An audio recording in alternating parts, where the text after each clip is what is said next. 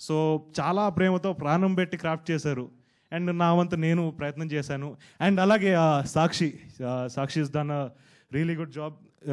ఇలాంటి క్యారెక్టర్ని ప్లే చేయడం అంత ఈజీ కాదు. బికాస్ రియాక్ట్ అవ్వకూడదు. కొన్నిసార్లు డైలాగ్ మనకి జనరల్గా హ్యాబిట్ ఉంటుంది, ఎవరైనా మాట్లాడుతుంటే తిరుగుతాం, ఏదో ఒకటి చేస్తాం. తను అవన్నీ కూడా ఇన్నోవేషన్స్ని కిల్ చేసుకొని చాలా న్యాచురల్గా చేసింది. So you been a wonderful co actress. And of course my Prabhas Bunty alias Harsha Chemudu, మా ఇద్దరి కెమిస్ట్రీ ఐ థింక్ ఈ సినిమాలో మ్యాక్స్ ఉండబోతుంది. అండ్ ఈ ప్రేమ కన్నా ఈ ప్రేమే ఎక్కువ. So yeah, thank you Harsha. And అలాగే బండి సరోజ్ గారు కూడా he's done a really great job.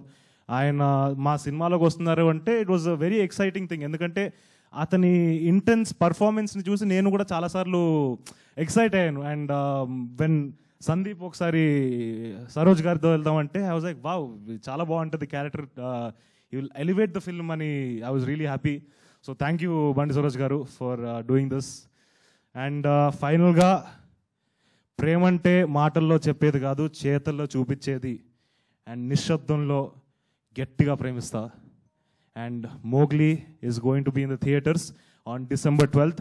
So thank you so much. మీరు కూడా మా సినిమాని అంతే ప్రేమిస్తారని కోరుకుంటున్నాను. Thank you so much. Thank you Roshan garu, thank you so much. And wish